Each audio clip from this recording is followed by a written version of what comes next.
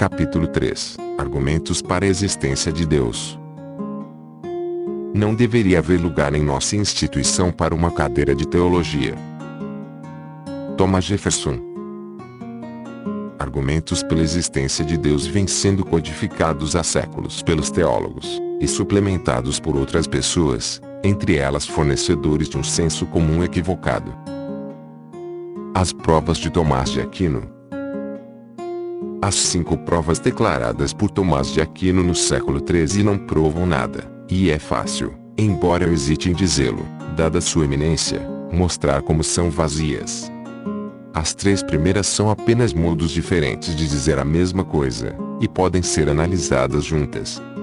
Todas envolvem uma regressão infinita, a resposta a uma pergunta suscita uma pergunta anterior, e assim ad infinitum. 1. O motor que não é movido. Nada se move sem um motor anterior. Isso nos leva a uma regressão, da qual a única escapatória é Deus. Alguma coisa teve de fazer a primeira a se mover, e a essa alguma coisa chamamos Deus. 2. A causa é sem causa. Nada é causado por si só. Todo efeito tem uma causa anterior, e novamente somos forçados à regressão. Ela só é concluída por uma causa primeira, a que chamamos Deus. 3.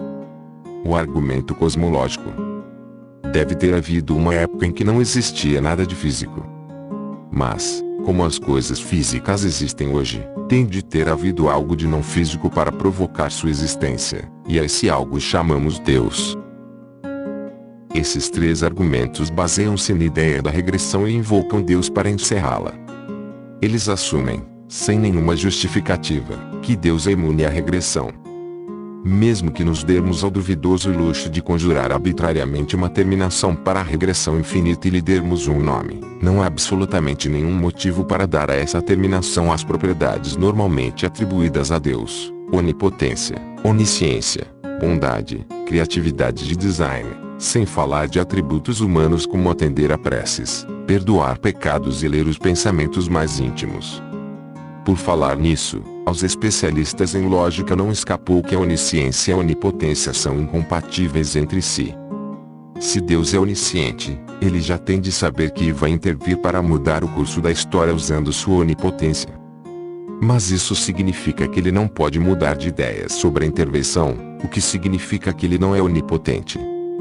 Karen Owens captou esse divertido paradoxo em um verso igualmente cativante. Pode Deus onisciente, que sabe o futuro, encontrar a onipotência de mudar sua ideia futura?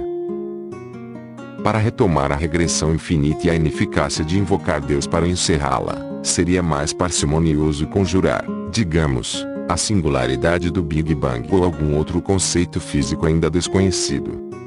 Chamar isso de Deus é na melhor das hipóteses inútil e, na pior, perniciosamente enganador. A receita absurda para fazer o filés esfarelosos, de Baudelaire, convida-nos a tomar algumas tiras de carne e, depois de cortá-las nos menores pedaços possíveis, prosseguir cortando-os ainda menores, 8 ou quem sabe 9 vezes. Algumas regressões chegam, sim, a uma terminação. Os cientistas costumavam ficar imaginando o que aconteceria se pudesse dissecar, digamos, o ouro nas menores partículas possíveis. Por que não se poderia cortar uma dessas partículas pela metade e produzir um farelo ainda menor de ouro? A regressão nesse caso é encerrada de maneira decisiva pelo átomo. A menor partícula possível de ouro é um núcleo que consista de exatamente 79 prótons e um número ligeiramente maior de nêutrons, acompanhado de um enxame de 79 elétrons.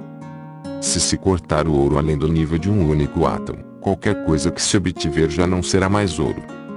O átomo fornece uma terminação natural ao tipo de regressão dos filés esfarelosos. Não está de maneira nenhuma claro que Deus seja uma terminação natural para a regressão de Tomás de Aquino. Isso para dizer o menos, como veremos adiante. Avancemos na lista de Tomás de Aquino. 4. O argumento de grau. Percebemos que as coisas do mundo diferem entre si. Há graus de, digamos, bondade ou perfeição. mas só julgamos esses graus sem comparação a um máximo. Os seres humanos podem ser tanto bons quanto ruins, portanto o máximo da bondade não pode estar em nós. Tem de haver, portanto, algum outro máximo para estabelecer o padrão da perfeição, e a esse máximo chamamos Deus. Isso é um argumento. Também seria possível dizer, as pessoas variam quanto ao fedor, mas só podemos fazer a comparação pela referência a um máximo perfeito de fedor concebível. Tem de haver, portanto, um fedorento inigualável, e ele chamamos Deus. Ou substitua qualquer dimensão de comparação que quiser, derivando uma conclusão igualmente idiota. 5. O argumento teleológico, ou o argumento do design. As coisas do mundo, especialmente as coisas vivas, parecem ter sido projetadas. Nada que conhecemos parece ter sido projetado a menos que tenha sido projetado. Tem de haver, portanto, um projetista, e ele chamamos Deus. Tomás de Aquino usou a analogia de uma flecha avançando para o alvo, mas um míssil antiaéreo moderno guiado a calor teria se adequado melhor a seus propósitos.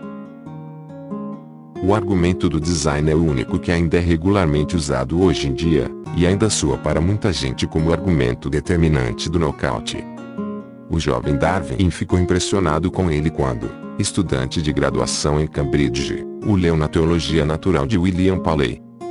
Infelizmente para Paley, o Darwin maduro virou a mesa. Provavelmente jamais houve uma derrubada tão devastadora de uma crença popular através de um raciocínio inteligente quanto a destruição do argumento do design perpetrada por Charles Darwin. Foi totalmente inesperado. Graças a Darwin, já não é verdade dizer que as coisas só podem parecer projetadas se tiverem sido projetadas. A evolução pela seleção natural produz um excelente simulacro de design, acumulando níveis incríveis de complexidade e elegância.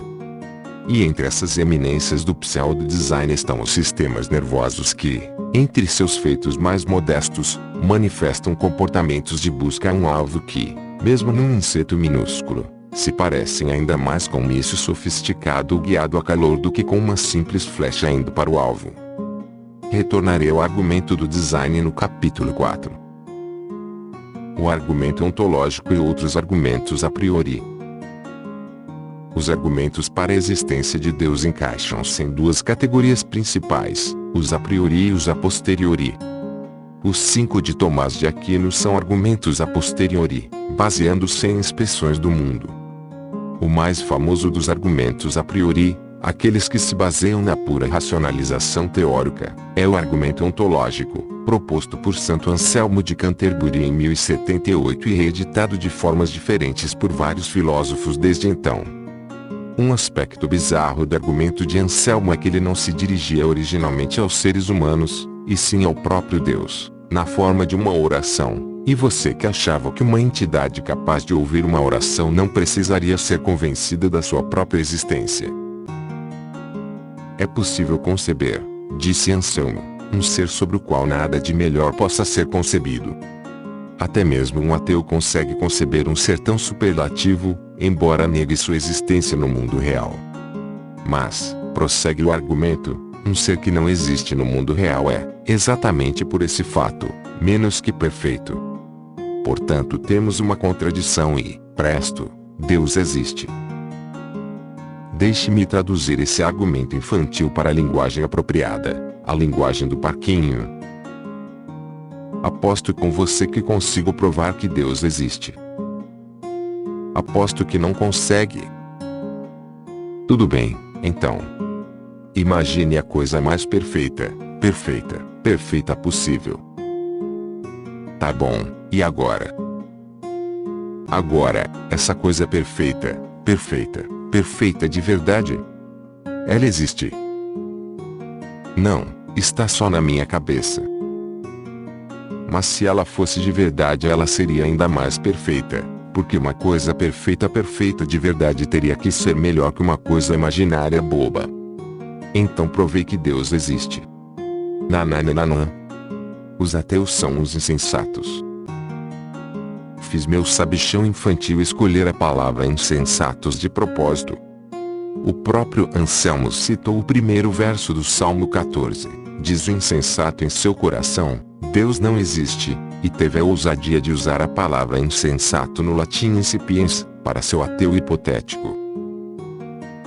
Assim, até mesmo o insensato está convencido de que existe algo no entendimento, pelo menos, maior que o qual nada pode ser concebido. Pois, quando ouve isso, ele entende. E qualquer coisa que seja entendida existe no entendimento.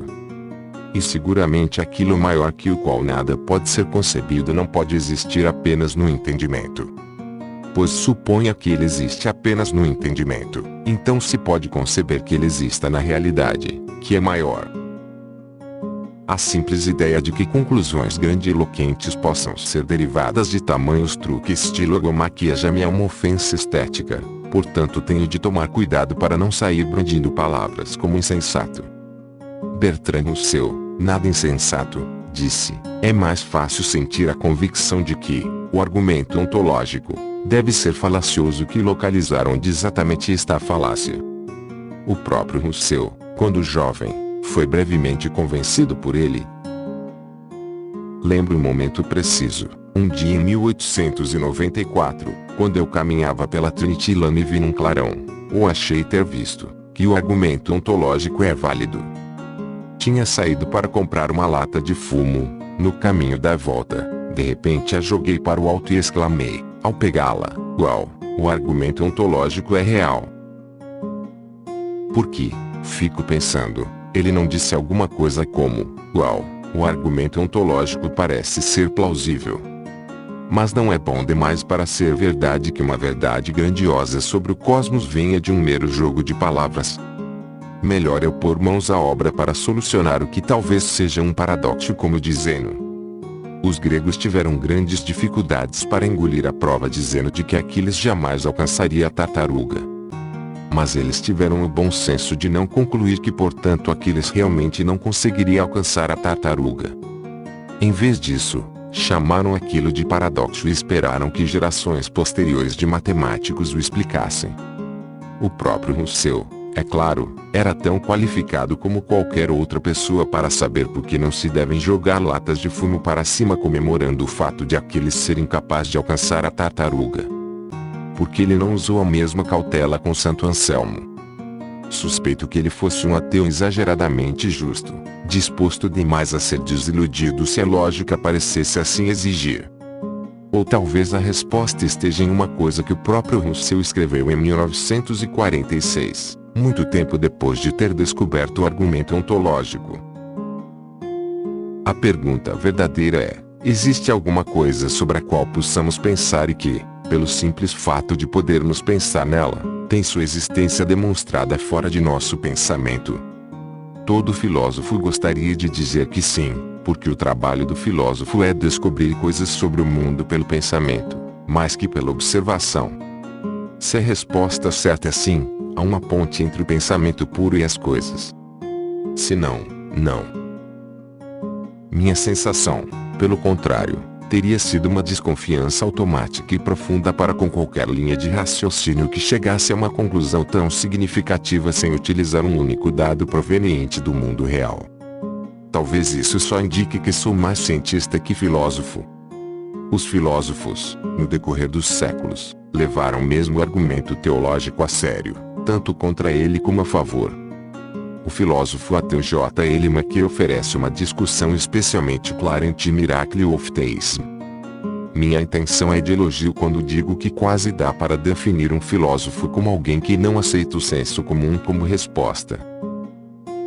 As refutações mais definitivas do argumento ontológico costumam ser atribuídas aos filósofos Davi Hume, 1711 a 76, e Immanuel Kant, 1724 a 1804. Kant identificou a carta escondida na manga de Anselmo na frágil pressuposição de que a existência é mais perfeita que a inexistência. O filósofo americano Norman Malcolm explicou assim: a doutrina de que a existência e a perfeição é incrivelmente excêntrica. Faz sentido e é verdade dizer que minha futura casa será melhor se tiver calefação do que se não tiver, mas o que poderia significar dizer que ela será uma casa melhor se existir? Mas que ponto se não existir? Outro filósofo, o australiano Douglas Gasking, demonstrou sua tese com a prova irônica de que Deus não existe. Gaunilo, contemporâneo de Anselmo, havia sugerido um reductio mais ou menos parecido. 1. A criação do mundo é a realização mais maravilhosa que se pode imaginar. 2. O mérito de uma realização é o produto de A, sua qualidade intrínseca, e B, da capacidade de seu criador. 3. Quanto maior a incapacidade, ou desvantagem, do criador, mais impressionante é a realização. 4. A desvantagem mais formidável para um criador seria a inexistência. 5. Portanto, se supusermos que o universo é o produto de um criador existente, podemos conceber um ser maior, quer dizer, aquele que criou todas as coisas sendo inexistente. 6. Um Deus existente, portanto, não seria um ser maior que o qual não se pode conceber outro ser, porque um criador ainda mais formidável e incrível seria um Deus que não existisse. Portanto, 7. Deus não existe. É desnecessário dizer que Gasking não provou de verdade que Deus não existe. Com a mesma moeda, Anselmo também não provou que ele existe. A única diferença é que Gasking estava sendo engraçado de propósito. Ele tinha consciência de que a existência ou a inexistência de Deus é uma pergunta grande demais para ser decidida pela prestidigitação dialética. E não acho que o uso frágil da existência como indicador de perfeição seja o maior problema do argumento. Esqueci os detalhes, mas uma vez causei revolta numa reunião de teólogos e filósofos por ter adaptado o argumento ontológico de forma que ele provasse que os porcos sabem voar. Eles se sentiram impelidos a recorrer à lógica modal para provar que eu estava errado. O argumento ontológico, como todos os argumentos a priori para a existência de Deus, faz-me lembrar o velho que, em contraponto, de Aldous Huxley, descobriu uma prova matemática da existência de Deus. Sabe a fórmula M sobre nada é igual ao infinito, sendo M qualquer número positivo? Bem, por que não reduzir a equação a uma forma mais simples, multiplicando os dois lados por nada? Nesse caso teremos M é igual ao infinito vezes nada. Quer dizer, um número positivo é o produto de zero e infinito. Isso não demonstra a criação do universo por um poder infinito, a partir do nada? Não demonstra. Infelizmente, a famosa história de Diderot, o grande enciclopedista do iluminismo, e Euler, o matemático suíço, é duvidosa. De acordo com a lenda, Catarina, a Grande, promoveu um debate entre os dois, no qual Pio Euler lançou ao ateu Diderot o desafio: Monsieur, A mais B, N é igual a X, portanto Deus existe. Rebata. O ponto essencial da lenda é que Diderot não era matemático e, portanto, teve de se retirar, intimidado. Contudo, como B.H. Brown salientou no American Mathematical Monthly, em 1942, Diderot era realmente um bom matemático, e teria sido improvável que sucumbisse ao que pode ser chamado de argumento para cigar usando a ciência, nesse caso, a matemática. David Mills, em A Taste Universe, transcreve uma entrevista de rádio que concedeu a um representante religioso, que invocou a lei da conservação da massa-energia numa tentativa inútil e estranha de cegar usando a ciência. Como somos todos compostos de matéria e energia, aquele princípio científico não empresta credibilidade à crença na vida eterna. Mills respondeu com mais paciência e mais educação do que eu teria respondido, porque o que o entrevistador estava dizendo, traduzido, não passava de: quando morremos, nenhum dos átomos de nosso corpo, e nenhuma energia, se perde. Portanto, somos imortais. Nem eu, em minha longa experiência, tinha encontrado um pensamento positivo tão bobo. Já cruzei, no entanto, com muitas das maravilhosas provas reunidas em http://www.godlistgx.com/links/goodproof.htm, uma lista engraçadíssima de mais de 300 provas da existência de Deus. Leia uma hilária meia dúzia, começando com a prova número 2. 36. Argumento da devastação incompleta. Um avião caiu matando 143 passageiros e tripulantes. Mas uma criança sobreviveu só com queimaduras de 3º grau. Portanto, Deus existe. 37. Argumento dos mundos possíveis. Se as coisas tivessem sido diferentes, as coisas seriam diferentes. Isso seria ruim. Portanto, Deus existe. 38. Argumento do puro desejo. Creio mesmo em Deus. Creio mesmo em Deus. Creio, creio, creio, creio. Creio mesmo em Deus. Portanto, Deus existe. 39. Argumento da descrença. A maioria da população do mundo é de pessoas que não acreditam em Deus. Isso era exatamente o que Satã queria. Portanto, Deus existe. 40. Argumento da experiência após a morte. A pessoa X morreu ateia. Hoje ela percebe seu erro. Portanto, Deus existe. 41. Argumento da chantagem emocional. Deus o ama. Como você pode ser tão insensível e não acreditar nele? Portanto, Deus existe. O argumento da beleza. Outra personagem do romance de Aldous Huxley mencionado há pouco provou a existência de Deus tocando o quarteto de cordas número 15 em Lá menor de Beethoven e Zhang Zhang, num gramofone. O argumento pode parecer pouco convincente, mas ele realmente representa uma vertente bem popular. Já desisti de contar o número de vezes que recebo o questionamento mais ou menos truculento: como então você explica Shakespeare? Troque Agosto por Schubert, Michelangelo, etc. O argumento é tão familiar que não preciso documentá-lo mais. Mas a lógica por trás dele nunca é esclarecida, e quanto mais se pensa sobre ele, mais vazio se percebe que ele é. É óbvio que os últimos quartetos de Beethoven são sublimes. Assim como os sonetos de Shakespeare. São sublimes se Deus existe, são sublimes se não existe. Eles não provam a existência de Deus. Eles provam a existência de Beethoven e Shakespeare. Atribui-se a um grande maestro a seguinte declaração: se você tem Mozart para ouvir, para que precisa de Deus? Uma vez fui o convidado da semana num programa de rádio britânico chamado Desertland Discs. Você tem de escolher os 8 discos que levaria se fosse para uma ilha deserta. Entre meus escolhidos estava Machidish, Menerzi, Ren, da Paixão segundo São Mateus, de Bach. O entrevistador não conseguia entender como eu podia escolher música religiosa sem ser religioso. Também dá para perguntar: como você pode gostar de Eu Morro dos Ventos Uivantes sabendo perfeitamente que Katy e Atcliffe jamais existiram de verdade?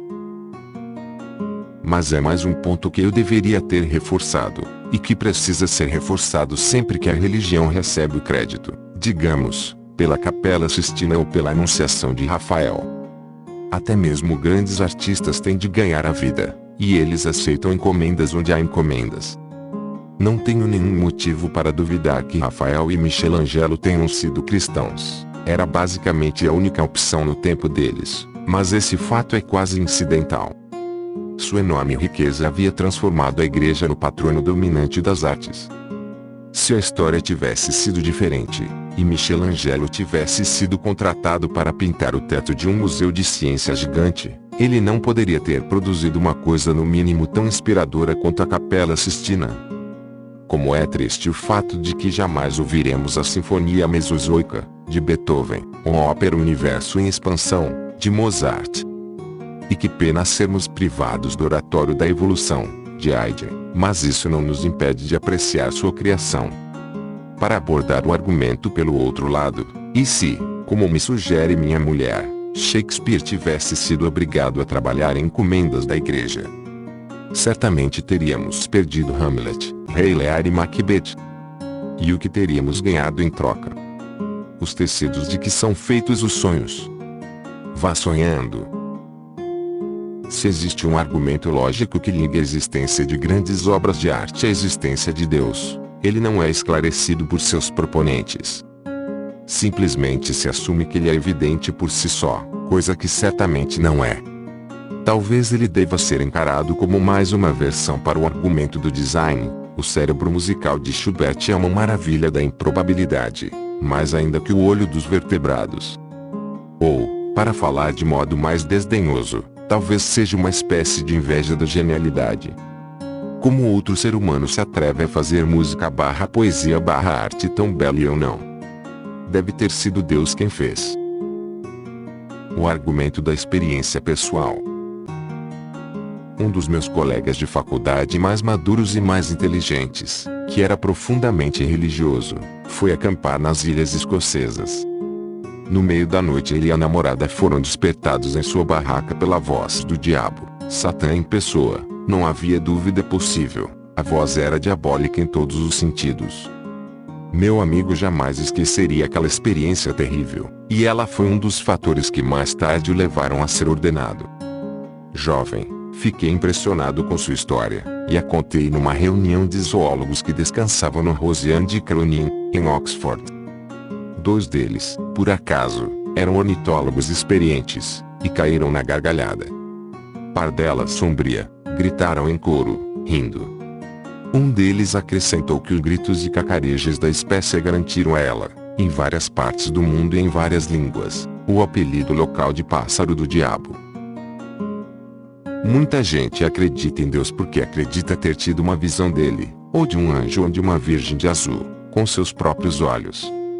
Ou que ele fala com eles dentro de sua cabeça. Esse argumento da experiência pessoal é mais convincente para aqueles que afirmam ter passado por uma. Mas é o menos convincente para todo o resto, e para qualquer pessoa que conheça a psicologia. Você diz que sentiu Deus diretamente. Bem, tem gente que sentiu um elefante cor-de-rosa, mas isso provavelmente não vai impressioná-lo. Peter Sutcliffe, o estripador de Yorkshire, ouvia distintamente a voz de Jesus dizendo-lhe para matar mulheres, e foi condenado à prisão perpétua. George W. Bush afirma que Deus disse a ele que invadisse o Iraque. É uma pena que Deus não tenha lhe concedido a revelação de que não havia armas de destruição em massa. Pacientes de sanatórios acham que são Napoleão ou Charlie Chaplin, ou que o mundo inteiro conspira contra eles, ou que podem transmitir seus pensamentos para a cabeça de outras pessoas. Divertimo-nos com elas, mas não levamos a sério suas crenças internamente reveladas, principalmente porque pouca gente tem as mesmas crenças. As experiências religiosas só são diferentes no fato de que as pessoas que alegam tê-las tido são muito numerosas. São Harris não estava sendo cínico em excesso quando escreveu, em Time of Fight, Fim da Fé. Temos nomes para as pessoas que têm muitas crenças para as quais não há justificativa racional. Quando suas crenças são extremamente comuns, nós as chamamos de religiosas. Nos outros casos, elas provavelmente serão chamadas de loucas, psicóticas ou delirantes. Claramente, a sanidade está nos números. Mesmo assim, é apenas um acidente da história o fato de ser considerado normal em nossa sociedade acreditar que o Criador do Universo é capaz de ouvir nossos pensamentos, enquanto é uma demonstração de doença mental acreditar que ele está se comunicando com você fazendo a chuva bater em código Morse na janela de seu quarto. Assim, se as pessoas religiosas não são generalizadamente loucas, suas principais crenças absolutamente o são. Retornarei ao assunto das alucinações no capítulo 10. O cérebro humano executa um avançadíssimo software de simulação. Nossos olhos não apresentam ao cérebro uma fotografia fiel do que há por aí, ou um filme preciso do que está acontecendo ao longo do tempo. Nosso cérebro constrói um modelo que é constantemente atualizado por pulsos codificados que circulam pelo nervo óptico, mas de toda forma construído. As ilusões de óptica são um forte lembrete desse fato. Uma importante classe de ilusões, das quais o cubo de Necker é um exemplo, ocorre porque os dados sensoriais recebidos pelo cérebro são compatíveis com 2 modelos alternativos de realidade. A figura para a qual olhamos parece, quase literalmente, virar uma outra coisa. programa de simulação do cérebro é especialmente habilitado para construir rostos e vozes. Tenho no peitoril da janela uma máscara de plástico de Einstein. Quando vista de frente, ela parece um rosto sólido, o que não é de surpreender. O surpreendente é que, quando vista de trás, do lado oco, ela também parece um rosto sólido, e a percepção que temos dela é mesmo muito estranha. Conforme o observador se move em torno dele, o rosto parece segui-lo, e não no sentido frágil e pouco convincente daquela história de que os olhos da Mona Lisa seguem o observador. A máscara oca parece mesmo, estar se mexendo. Quem nunca viu a ilusão perde o fôlego, impressionado. O mais estranho é que, se a máscara for colocada sobre uma mesa giratória que rode devagar, ela parece virar na direção correta quando se olha para o lado sólido, mas na direção oposta quando o lado oco aparece. O resultado é que, quando se olha para a transição de um lado para o outro, o lado que está chegando parece comer o lado que está indo embora. É uma ilusão incrível, vale a pena se meter em encrenca só para vê-la. Às vezes dá para chegar surpreendentemente perto do rosto oco sem ver que ele é mesmo oco. Quando você consegue enxergar, novamente há uma virada rápida, que pode ser reversível. Por que isso acontece? Não há truque na construção da máscara. Qualquer máscara oca fará a mesma coisa. O truque está todo no cérebro do observador. O programa de simulação interno recebe dados que indicam a presença de um rosto, talvez nada mais que um par de olhos, um nariz e uma boca nos lugares mais ou menos certos. Depois de receber essas indicações básicas, o cérebro faz o resto. O programa de simulação de rostos entra em ação e constrói um modelo plenamente sólido de rosto, apesar de a realidade apresentada aos olhos ser uma máscara oca. A ilusão da rotação para a direção errada acontece porque é bem difícil, mas se você pensar bastante sobre isso vai confirmá-lo. A rotação reversa é o único modo de interpretar os dados ópticos quando uma máscara oca está rodando, se ela é percebida como uma máscara sólida. É como a ilusão de uma imagem rotativa de radar, daquelas que às vezes se vê em aeroportos. Até que o cérebro mude para o modelo correto de radar, um modelo incorreto é enxergado rodando na direção errada, mas de um jeito estranhamente torto. Digo tudo isso só para demonstrar o poder formidável do programa de simulação do cérebro. Ele é bem capaz de construir visões e visitas com enorme poder de veracidade. Simular um fantasma, um anjo ou a Virgem Maria seria brincadeira de criança para um software tão sofisticado. E a mesma coisa acontece com a audição. Quando ouvimos um som, ele não é fielmente transportado pelo nervo auditivo e entregue ao cérebro como se por um Bang Olufsen de alta fidelidade. Assim como na visão, o cérebro constrói um modelo de som, baseado nos dados continuamente atualizados do nervo auditivo. É por isso que ouvimos o trompete como uma única nota, e não como a composição da harmonia de tons puros que lhe dá seu som metalizado. Um clarinete que toca a mesma nota soa madeirado, e um oboé soa mais caniçado, por causa dos equilíbrios diferentes na harmonia. Se você manipular com cuidado um sintetizador de som para mostrar as harmonias independentes uma a uma, o cérebro as ouvirá como uma combinação de tons puros por um breve período, até que seu programa de simulação capte a coisa, e a partir de então ouve-se apenas uma única nota de puro trompete, ou oboé, ou o que quer que seja. As vogais e as consoantes do discurso são construídas no cérebro da mesma maneira, assim como, num nível superior, os fonemas e as palavras. Uma vez, quando era criança, ouvi um fantasma, uma voz masculina murmurando, como se recitando ou rezando. Quase conseguia distinguir as palavras, mas não chegava a isso, e elas pareciam ter um timbre sério e solene. Tinham-me contado histórias sobre os esconderijos de padres nas casas antigas, e eu estava um pouco assustado. Conforme me aproximei, o som ficou mais alto, e então, de repente, ele virou dentro da minha cabeça. Eu já estava perto o suficiente para discernir do que realmente se tratava. O vento, soprando pelo buraco da fechadura, estava criando sons que o programa de simulação do meu cérebro havia usado para construir um modelo de discurso masculino, de tom solene. Se eu fosse uma criança mais impressionável, é possível que tivesse ouvido não apenas um discurso ininteligível, mas palavras específicas e até frases. E, se eu fosse ao mesmo tempo impressionável e de formação religiosa, imagino que palavras o vento poderia ter dito. Em outra ocasião, quando eu tinha mais ou menos a mesma idade, vi um rosto gigantesco e redondo me encarando, com uma malevolência indescritível, em uma janela de uma casa como qualquer outra de uma cidadezinha litorânea. Trêmulo, aproximei-me até estar perto o suficiente para ver o que o rosto era de verdade, apenas um padrão que lembrava vagamente um rosto, criado pela posição das cortinas. O rosto em si, e seu ar malévolo, tinha sido construído em meu cérebro apavorado. No dia 11 de setembro de 2001, pessoas crédulas acreditaram ter visto o rosto de Satã na fumaça que saía das Torres Gêmeas, uma superstição alimentada por uma fotografia que foi publicada na internet, com grande circulação. O cérebro humano é muito bom em construir modelos.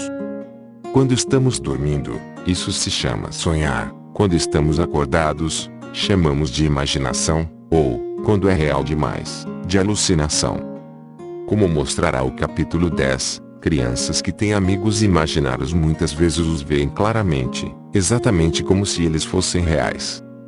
Se somos crédulos, não reconhecemos a alucinação ou sonhar acordado e alegamos ter visto ou ouvido um fantasma, ou um anjo, ou Deus, ou, especialmente se formos jovens, mulheres e católicas, a Virgem Maria. Visões e manifestações como essas de certo não compõem bases sólidas para acreditar que fantasmas ou anjos, deuses ou virgens realmente estão ali. Pelo jeito, as visões em massa, como os registros de que 70 mil peregrinos em Fátima, Portugal, em 1917 viram o sol desprender-se dos céus e despencar sobre a multidão, são bem mais difíceis de minimizar. Não é fácil explicar como 70 mil pessoas podem ter a mesma alucinação. Mas é ainda mais difícil aceitar que aquilo tenha realmente acontecido sem que o resto do mundo, fora de Fátima, tenha visto, e não só tenha visto, mas não tenha achado que se tratava da destruição catastrófica do sistema solar, incluindo forças de aceleração suficientes para lançar todo mundo no espaço. É impossível não lembrar o eficaz teste de Davi-Hume para um milagre. Nenhum depoimento é suficiente para estabelecer um milagre, a menos que o depoimento seja de tal natureza que sua falsidade seria mais milagrosa que o fato que ele pretende estabelecer. Pode parecer improvável que 70 mil pessoas possam ter o mesmo delírio simultaneamente, ou que tenham conspirado simultaneamente para uma mentira em massa. Ou que a história esteja errada por registrar que 70 mil pessoas alegaram ter visto o sol dançar. Ou que todas elas tenham visto simultaneamente uma miragem, elas haviam sido convencidas a olhar para o sol, coisa que não pode ter feito muito bem para a sua visão. Mas qualquer uma dessas aparentes improbabilidades é bem mais provável que a alternativa, a de que a Terra de repente tenha sido tirada de sua órbita, e o sistema solar destruído, sem que ninguém fora de Fátima tenha percebido. Afinal, Portugal não é tão isolado assim. Isso é tudo o que precisa ser dito sobre as experiências pessoais de deuses e outros fenômenos religiosos. Se você teve uma experiência dessas, pode ser que acredite firmemente que ela foi real. Mas não espere que o resto de nós acredite, especialmente se tivermos uma familiaridade mínima com o cérebro e seus feitos incríveis. O argumento das Escrituras. Ainda tem gente que é convencida a acreditar em Deus pelas evidências das Escrituras. Um argumento comum, atribuído, entre outros, a C.S. Lewis, que bem devia ter sabido, afirma que, como Jesus alegava ser o Filho de Deus, ou ele estava certo ou então era louco ou mentiroso, louco, mau ou Deus. Ou lunático, mentiroso ou Senhor. As evidências históricas de que Jesus tenha reclamado para si qualquer tipo de status divino são mínimas. Mas, mesmo que as evidências fossem sólidas, o trilema em questão seria de uma inadequação ridícula. Uma quarta possibilidade, quase óbvia demais para ser mencionada, e a de que Jesus estivesse honestamente enganado. Muita gente se engana. De qualquer modo, como já disse, Não há boas evidências históricas de que ele tenha achado que era divino. O fato de as coisas estarem por escrito é persuasivo para pessoas que não estão acostumadas a fazer perguntas como: quem escreveu, e quando? Como eles sabiam o que escrever? Será que eles, naquela época, realmente queriam dizer o que nós, em nossa época, entendemos que eles estão dizendo? Eram eles observadores imparciais, ou tinham uma agenda que influenciava seus escritos? Desde o século XIX, teólogos acadêmicos vêm defendendo que os evangelhos não são relatos confiáveis sobre o que aconteceu na história do mundo real. Todos eles foram escritos muito tempo depois da morte de Jesus, e também das epístolas de Paulo, que não mencionam quase nenhum dos supostos fatos da vida de Jesus. Todos eles foram copiados e recopiados, ao longo de muitas gerações de telefones sem fio. Veja o capítulo 5, por escribas sujeitos a falhas e que, por sinal, tinham suas próprias agendas religiosas. Um bom exemplo da cor acrescentada pelas agendas religiosas é a tocante lenda do nascimento de Jesus, em Belém, seguida do massacre dos inocentes por Herodes. Quando os evangelhos foram escritos, muitos anos depois da morte de Jesus, ninguém sabia onde ele tinha nascido. Mas uma profecia do Antigo Testamento, Miqueias 5:2, tinha levado os judeus à expectativa de que o esperado Messias nasceria em Belém. À luz dessa profecia, o Evangelho de João afirma textualmente que seus seguidores ficaram surpresos com o fato de ele não ter nascido em Belém. Outros diziam: ele é o Cristo. Outros, porém, perguntavam: porventura, o Cristo virá da Galileia? Não diz a Escritura que o Cristo vem da descendência de Davi, da aldeia de Belém, de onde era Davi? Mateus e Lucas lidaram com o problema de outra forma, concluindo que Jesus devia ter nascido em Belém, no fim das contas. Mas eles chegaram a essa conclusão por caminhos diferentes. Mateus coloca Maria e José em Belém desde sempre, tendo mudado para Nazaré só muito tempo depois do nascimento de Jesus, na volta do Egito, para onde tinham fugido do rei Herodes e do massacre dos inocentes. Lucas, por outro lado, admite que Maria e José moravam em Nazaré antes de Jesus nascer. Como então levá-los a Belém no momento crucial, para cumprir a profecia? Lucas diz que, na época em que Quirino era o governador da Síria, César Augusto ordenou a realização de um censo, com fins tributários, e todo mundo tinha que ir para a sua cidade. José era da casa e da linhagem de Davi e portanto tinha de ir para a cidade de Davi, que é chamada de Belém. Deve ter parecido uma boa solução. Tirando o fato de que, do ponto de vista histórico, ela é completamente absurda, como apontaram a Anne Wilson, em Jesus, o maior homem do mundo, e Robin Lane Fox, em Bíblia, Verdade e Ficção, entre outros. Davi, se existiu, viveu quase 1000 anos antes de Maria e José. Por que diabos os romanos teriam exigido que José voltasse para a cidade onde um ancestral remoto havia vivido 1 milênio antes? É como se eu fosse obrigado a especificar, digamos, Ashby de Lesouche como minha cidade no formulário do censo, se por acaso eu conseguisse rastrear minha ascendência até o Segneur de Daqueine, que chegou junto com Guilherme, o Conquistador, e ali se estabeleceu. Além do mais, Lucas confunde as datas mencionando impensadamente eventos que os historiadores são capazes de verificar com independência. Houve mesmo um censo sob o domínio do governador Quirino, um censo localizado, não em que tivesse sido decretado por César Augusto para o império inteiro, mas ele aconteceu tarde demais, em 6 depois de Cristo, bem depois da morte de Herodes. Lane Fox conclui que a história de Lucas é historicamente impossível e internamente incoerente, mas solidariza-se com o empenho e o desejo de Lucas de fazer cumprir a profecia de Miqueias. Na edição de dezembro de 2004 da Free Inquiry, Tom Flynn, o editor dessa excelente revista, reuniu uma coleção de artigos documentando as contradições e os buracos da dourada história do Natal. O próprio Flynn lista as muitas contradições entre Mateus e Lucas, os dois únicos evangelistas que chegam a falar do nascimento de Jesus. Robert Lowry mostra como todas as características mais essenciais da lenda de Jesus, incluindo a estrela de Belém, a virgindade da mãe, a veneração do bebê por reis, os milagres, a execução, a ressurreição e a ascensão são empréstimos, cada uma delas, de outras religiões que já existiam na região do Mediterrâneo e do Oriente Próximo.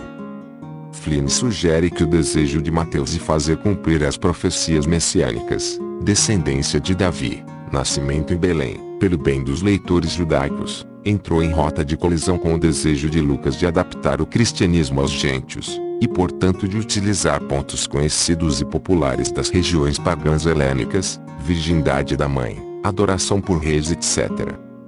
As contradições resultantes são evidentes, mas sempre minimizadas pelos fiéis. Cristãos sofisticados não precisam de ir a Jericó para convencê-los de que as coisas que você pode ler na Bíblia não são necessariamente assim.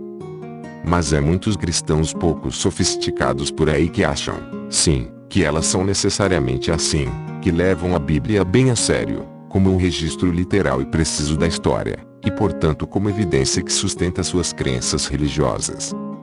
Será que essas pessoas chegam a abrir o livro que acreditam ser a verdade literal? Por que não percebem essas contradições tão evidentes? Um literalista não devia se preocupar com o fato de Mateus rastrear a descendência de José do rei Davi por 28 gerações intermediárias, enquanto Lucas falha em 41 gerações. O pior é que quase não há coincidências nos nomes das duas listas.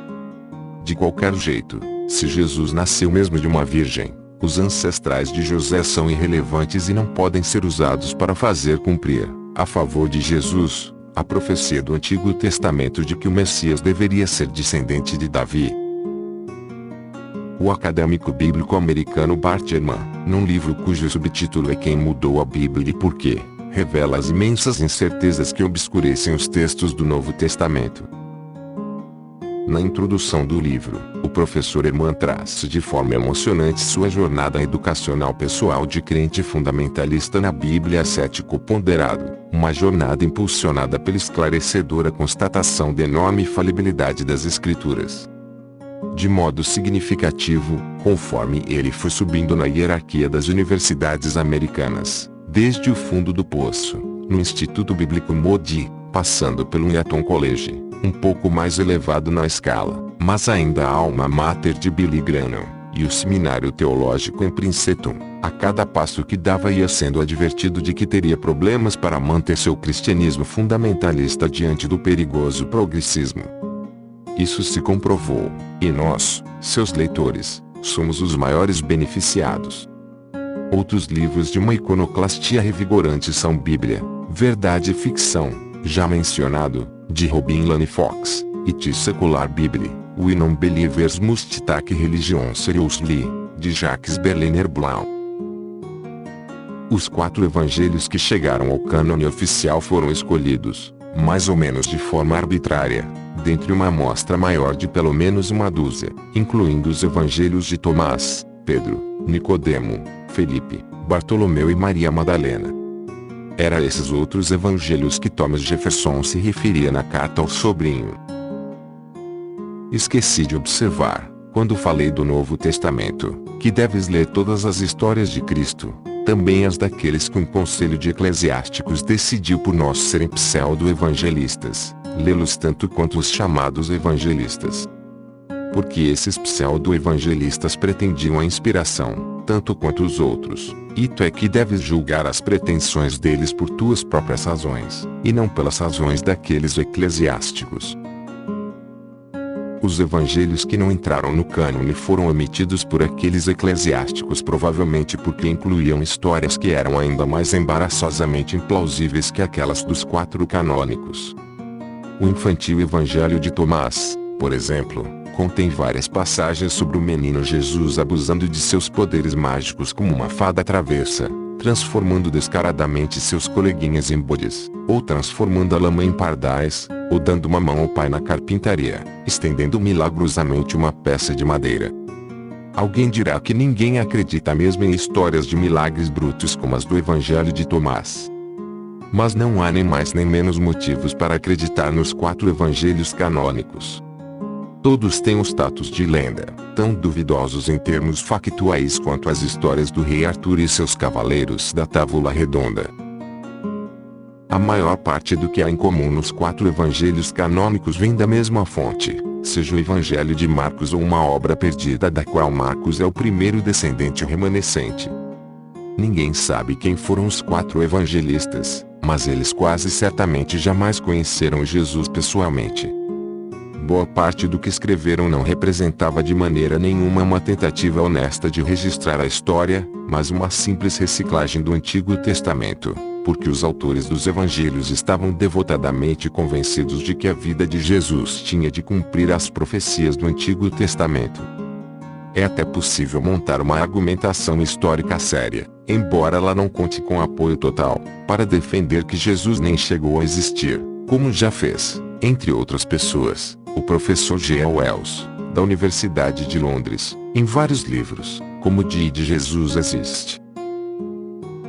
Embora Jesus provavelmente tenha existido, acadêmicos bíblicos respeitados em geral não acreditam que o Novo Testamento, e, obviamente, tampouco o Antigo Testamento, seja um registro confiável do que realmente aconteceu na história, e já não considerarei mais a Bíblia evidência da existência de qualquer tipo de divindade.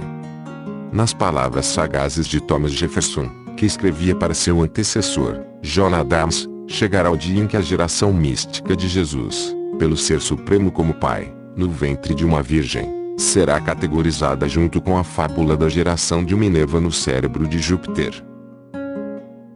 O romance O Código da Vinci, de Dan Brown, e o filme feito a partir dele estão suscitando enormes controvérsias em círculos da igreja.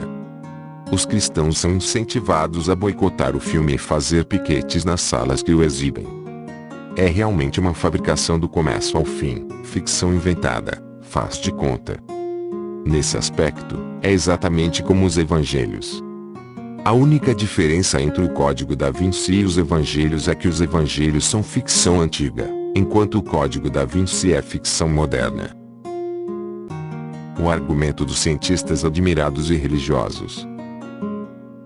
A imensa maioria dos homens intelectualmente eminentes não acredita na religião cristã, mas esconde esse fato do público, porque tem medo de perder sua renda. Bertrand Russell. Newton era religioso. Quem é você para se achar superior a Newton, Galileu, Kepler, etc. etc. etc. Se Deus era bom o suficiente para gente como eles, quem você pensa que é? Não que isso faça muita diferença num argumento que já é tão ruim, mas alguns apologistas acrescentam até o nome de Darwin, sobre quem os boatos persistentes, mas comprovadamente falsos, de uma conversão no leito de morte sempre voltam a aparecer, como um cheiro ruim, desde que foram iniciados deliberadamente por uma certa Lady Hope, que desfiou uma balela tocante sobre corno Darwin, recostado nos travesseiros, à luz noturna, folheou o Novo Testamento e confessou que a evolução estava errada. Neste trecho concentro-me principalmente nos cientistas, porque, por motivos que talvez não sejam muito difíceis de imaginar, aqueles que propagandeiam os nomes de indivíduos admirados que seriam exemplares religiosos com frequência escolhem cientistas. Newton realmente afirmava ser religioso. Assim como quase todo mundo até, de modo significativo, na minha opinião, o século XIX, quando havia menos pressão social e judicial que nos séculos anteriores para se professar a religião, e mais apoio científico para abandoná-la. Houve exceções, é evidente, em ambas as direções. Mesmo antes de Darwin, nem todo mundo era crente, como mostra James Alt em seu 2000 Years of Disbelief, famosos People It Courage to Doubt, 2001 anos de descrença, pessoas famosas com coragem de duvidar. E alguns cientistas renomados continuaram acreditando depois de Darwin. Não temos motivos para duvidar da sinceridade cristã de Michael Faraday, mesmo depois da época em que ele deve ter tomado conhecimento da obra de Darwin. Ele era integrante da seita sandemaniana, que acreditava, no pretérito, porque hoje eles estão virtualmente extintos, numa interpretação literal da Bíblia, lavava os pés dos novos membros, num ritual, e fazia sorteios para determinar a vontade de Deus. Faraday tornou-se presbítero em 1860, o ano seguinte à publicação de A Origem das Espécies, e morreu, sandemaniano, em 1867. A contrapartida teórica do experimentalista Faraday, James Clerk Maxwell, era um cristão igualmente devoto. Assim como outro pilar da física britânica do século XIX, William Thomson, o Lord Kelvin, que tentou demonstrar que a evolução estava descartada por falta de tempo hábil. As datações equivocadas do grande termodinamicista pressupunham que o Sol era uma espécie de incêndio, que consumia um combustível que teria que ter se esgotado em dezenas de milhões de anos, não em bilhões de anos. Obviamente não se podia esperar que Kelvin conhecesse a energia nuclear. O divertido é que, na reunião de 1903 da Associação Britânica, coube a Sir George Darwin, segundo filho de Charles, vingar seu pai, que não tinha título de cavaleiro, ao invocar a descoberta do rádio pelos Curie, pondo em dúvida a estimativa prévia de Lord Kelvin, que ainda estava vivo. Fica cada vez mais difícil encontrar grandes cientistas que professem sua religião ao longo do século XX, mas eles não são especialmente raros. Desconfio que a maioria dos mais recentes é religiosa apenas no sentido einsteiniano, o que, como argumentei no capítulo 1, é um uso equivocado da palavra. Mesmo assim, existem alguns espécimes genuínos de bons cientistas que são sinceramente religiosos, no sentido pleno e tradicional.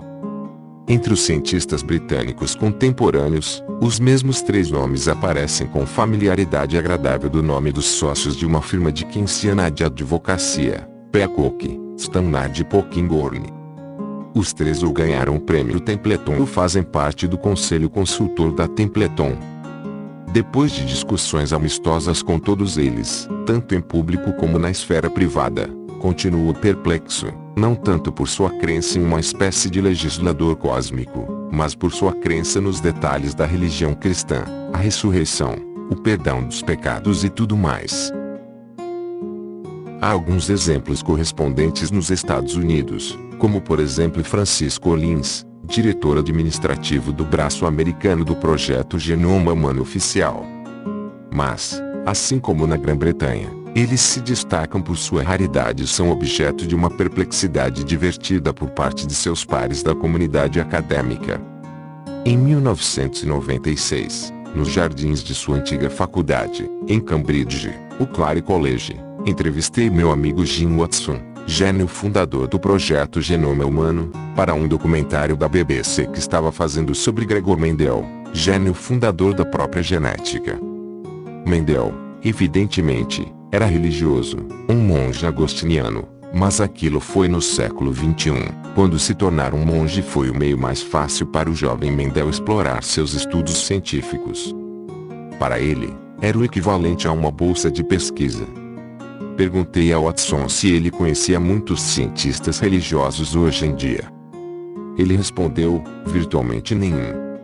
Às vezes os encontro, e fico meio sem jeito, risos, porque, sabe, não consigo acreditar em ninguém que aceite a verdade pela revelação. Francis Crick, cofundador junto com Watson de toda a revolução da genética molecular, abriu mão de sua associação ao Churchill College, de Cambridge, por causa da decisão da faculdade de construir uma capela, a pedido de um benfeitor. Na entrevista com Watson em Clare College, eu lhe disse, de propósito, que, diferentemente dele e de Crick, algumas pessoas não veem conflito entre a ciência e a religião, porque alegam que a ciência trata de como as coisas funcionam, e a religião trata de para que as coisas servem. Watson replicou, bom, não acho que existamos para nada. Somos só produtos da evolução. Você poderá dizer, credo, sua vida deve ser bem sem graça, se você não acha que existe um propósito. Mas estou esperando ansiosamente um gostoso almoço. E realmente tivemos um gostoso almoço. O empenho dos apologistas para encontrar cientistas modernos destacados que sejam religiosos tem um certo ar de desespero, produzindo o som inconfundível de raspar o fundo da panela. A única página da internet que consegui achar com uma suposta lista de cristãos vencedores de prêmios Nobel científicos apresentou 6 nomes, do total de várias centenas de Nobel científicos. Desses 6, 4 na verdade não eram nem vencedores do Nobel, e pelo menos um, que eu saiba, é um descrente que vai à igreja por motivos puramente sociais. Um estudo mais sistemático de Benjamin Bellamy descobriu que entre os laureados pelo Prêmio Nobel nas áreas científicas, assim como na literatura, houve um grau notável de religiosidade, se comparado com as populações das quais eles são oriundos. Um estudo na importante revista Nature, de Larson e Whitton, em 1998, mostrou que dentre os cientistas americanos considerados eminentes o bastante para serem eleitos para a Academia Nacional de Ciências, o equivalente a pertencer à Royal Society na Grã-Bretanha, apenas cerca de 7% acreditam no Deus pessoal. Essa enorme preponderância de ateus é quase que o exato oposto do perfil da população americana em geral, da qual mais de 90% são formados por pessoas que acreditam em algum tipo de ser sobrenatural. O número entre cientistas menos eminentes, não eleitos para a Academia Nacional, é intermediário. Assim como na amostra mais destacada, os que acreditam na religião são minoria, mas uma minoria menos drástica, de cerca de 40%. O fato de os cientistas americanos serem menos religiosos que o povo americano em geral é exatamente como eu teria imaginado, assim como o de os cientistas mais destacados serem os menos religiosos. O que é notável é a oposição completa entre a religiosidade do povo americano em geral e o ateísmo da elite intelectual. Chega a ser divertido o fato de o principal site criacionista, Answers in Genesis, citar o estudo de Larson e Whitton não como evidência de que pode haver alguma coisa errada com a religião, mas como uma arma em sua batalha interna contra os apologistas rivais que defendem que a evolução é compatível com a religião. Sob o título Academia Nacional de Ciências é ateia até o fundo da alma, o Answers in Genesis cita, satisfeito, o parágrafo que conclui a carta ao editor escrita por Larson e Whitton à Nature. Quando compilávamos nossas conclusões, a ANC, Academia Nacional de Ciências, divulgou um livret incentivando o ensino da evolução nas escolas públicas, uma fonte de atrito permanente entre a comunidade científica e alguns cristãos conservadores nos Estados Unidos. O livreto garante aos leitores: a existência ou a inexistência de Deus é uma questão sobre a qual a ciência é neutra. O presidente da ANC, Bruce Albertis, disse: há muitos integrantes importantíssimos desta academia que são pessoas muito religiosas, pessoas que acreditam na evolução, muitas delas biólogos. Nossa pesquisa sugere uma realidade diferente. Albertis, ao que parece, adotou o MN pelos motivos que discutiu em a escola Neville Chamberlain de evolucionistas. Veja o capítulo 2. O Answers in Genesis tem uma agenda bem diferente. O equivalente à Academia Nacional de Ciências Americana na Grã-Bretanha, e do Commonwealth, incluindo Canadá, Austrália, Nova Zelândia, Índia, Paquistão, África anglófona etc., é a Royal Society. Quando este livro foi impresso, meus colegas R. Elizabeth Cornell e Michael Stirrat escreviam um relato de sua pesquisa comparável àquela, mas mais profunda, sobre as opiniões religiosas dos integrantes da Royal Society. As conclusões dos autores serão publicadas mais tarde em sua totalidade, mas eles gentilmente me permitiram citar os resultados preliminares aqui. Utilizaram uma técnica padrão para medir opiniões, a escala Likert, de 7 pontos. Todos os 1.074 integrantes da Royal Society que possuem endereço eletrônico, a grande maioria, foram consultados, e cerca de 23% responderam, um bom número para esse tipo de estudo.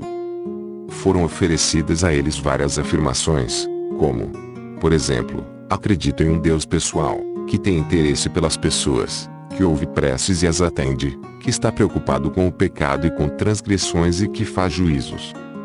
Para cada afirmação como essa, eles foram convidados a escolher um número de 1.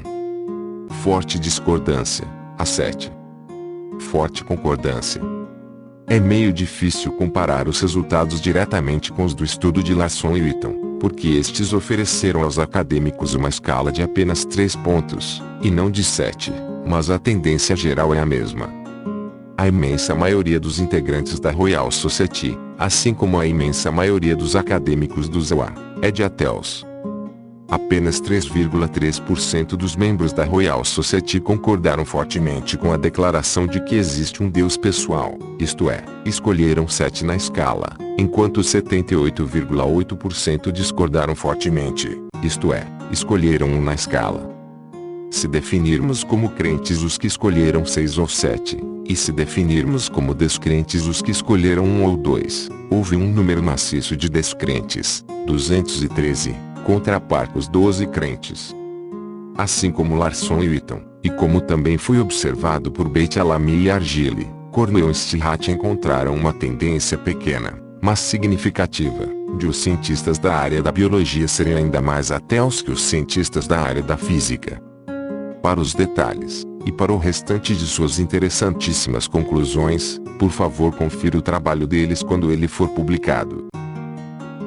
Deixando para lá os cientistas de elite da Academia Nacional e da Royal Society, há alguma evidência de que, na população em geral, é mais provável encontrar ateus entre os mais instruídos e mais inteligentes. Várias pesquisas já foram publicadas a respeito da relação estatística entre religiosidade e nível de instrução, ou religiosidade que Michael Shermer, Inouye Believ, Search for God in Age of Science, como acreditamos. A busca por Deus na era da ciência, descreve uma grande sondagem com americanos escolhidos aleatoriamente, realizada por ele e seu colega Frank Suloway.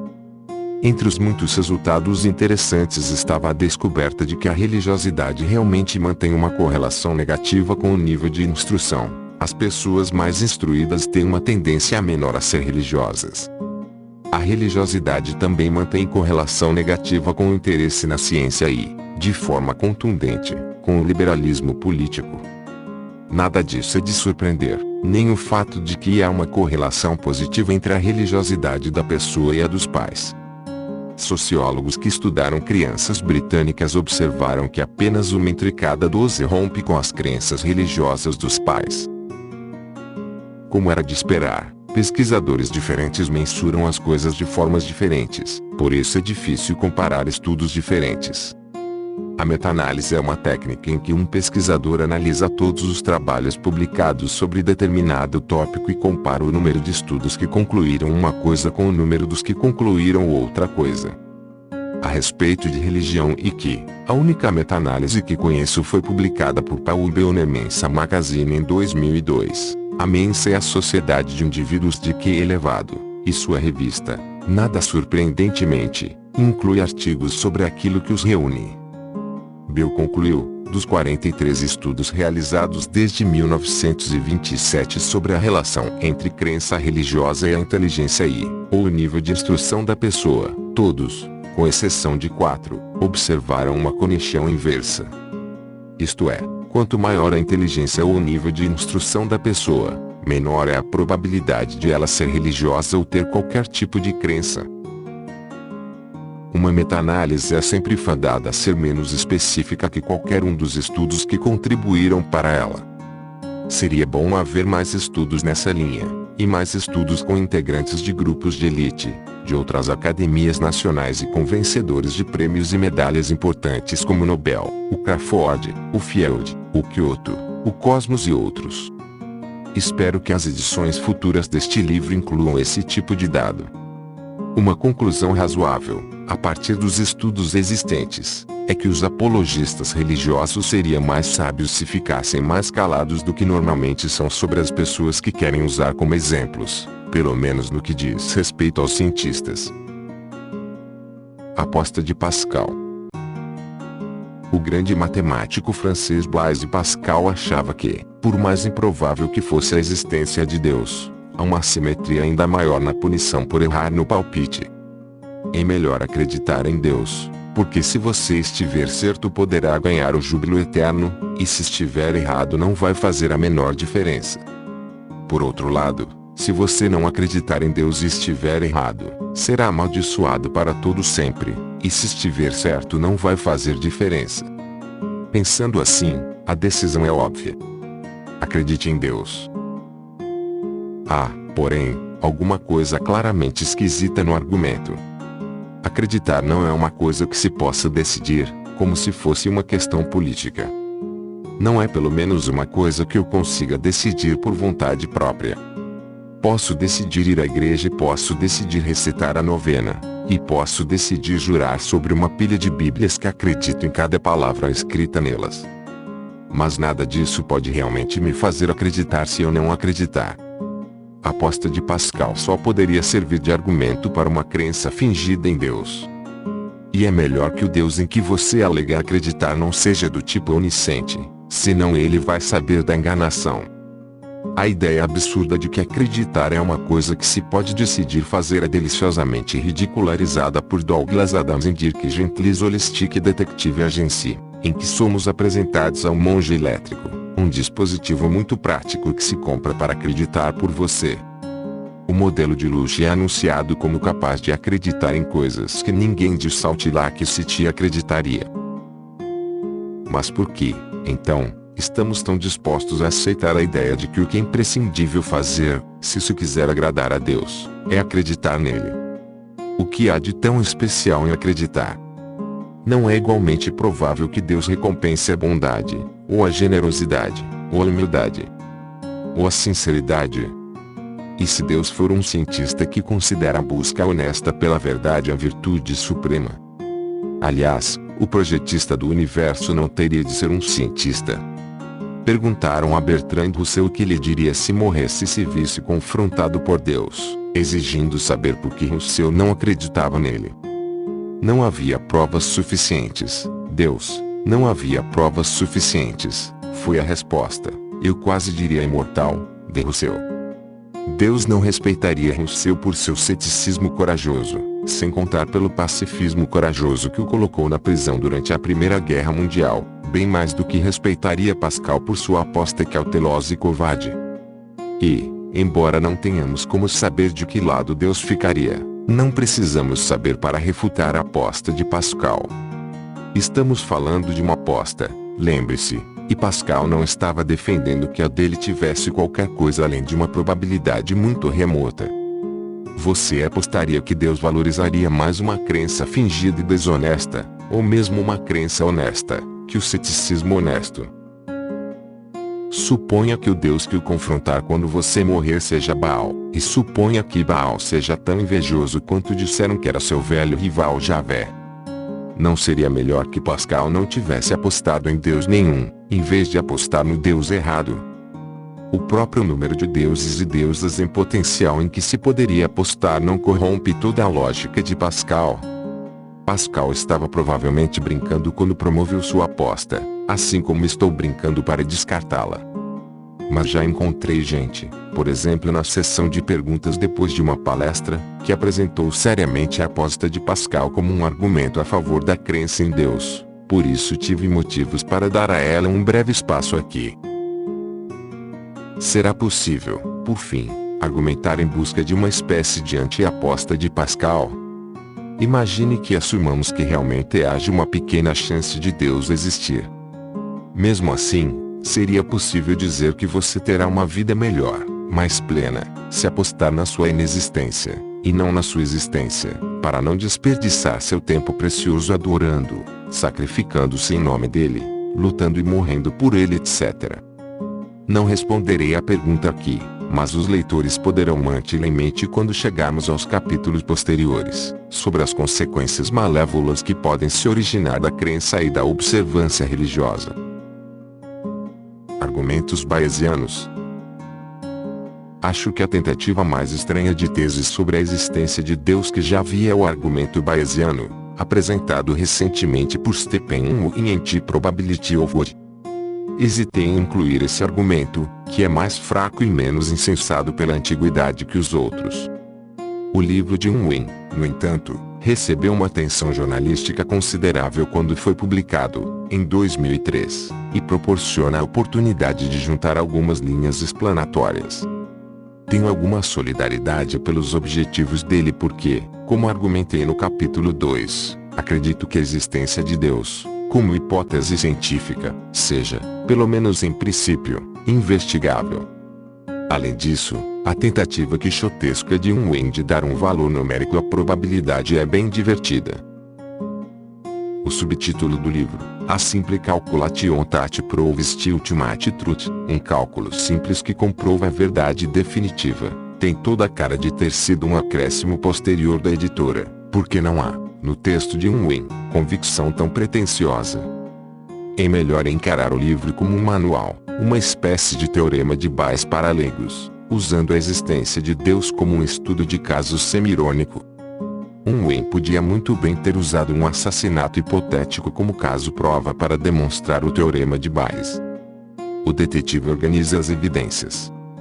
As impressões digitais no revólver apontam para Dona Violeta. Quantifique essa suspeita jogando sobre ela uma probabilidade numérica. O professor Black, porém, teve um motivo para acusá-la. Reduza as suspeitas sobre Dona Violeta com um valor numérico correspondente.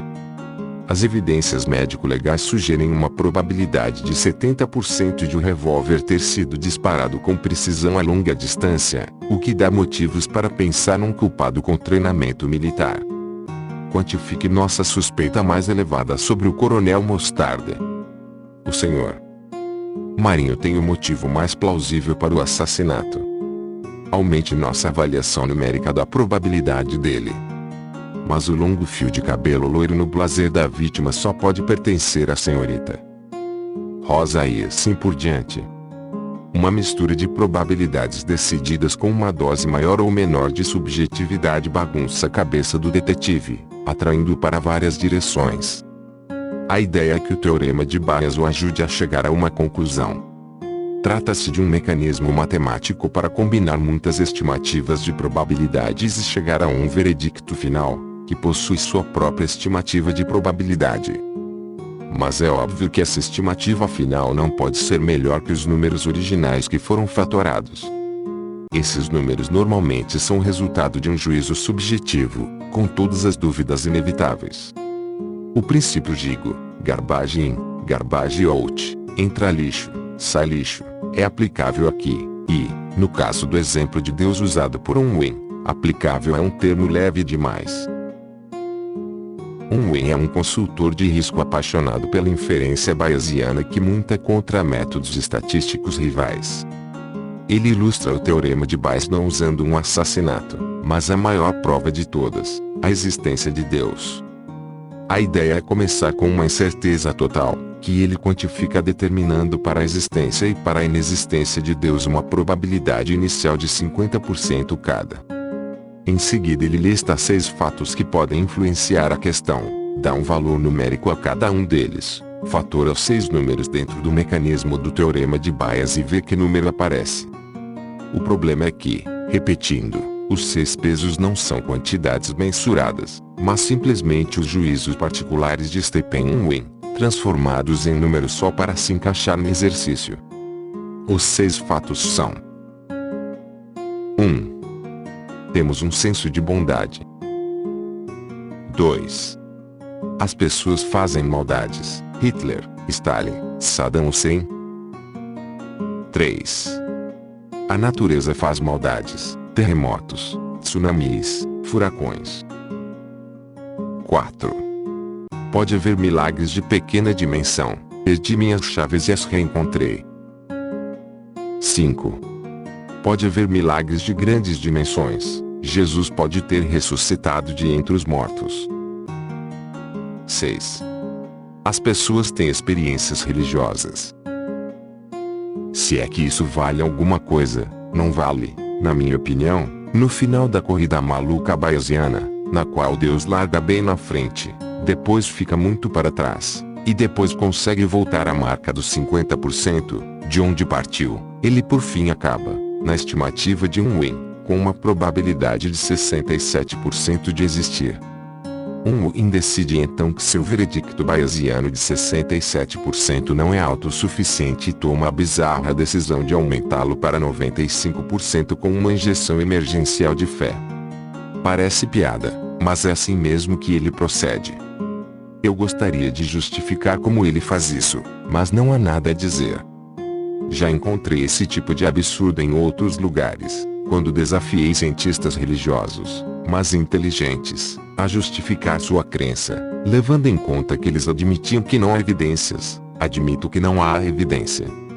Há um motivo para que isso seja chamado de fé. Essa última frase é dita com uma convicção quase truculenta, sem sinal de nenhum tom de justificativa ou defesa. De maneira surpreendente, a lista das 6 afirmações de Unwin não inclui o argumento do design, nem alguma das 5 provas de Tomás de Aquino, nem algum dos vários argumentos ontológicos. Ele não quer nem saber deles. Eles não contribuem nem um pouquinho para sua estimativa numérica da probabilidade da existência de Deus.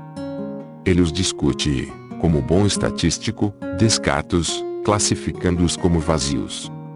Acho que ele deve levar o crédito por isso, embora seu motivo para descartar o argumento do design seja diferente do meu.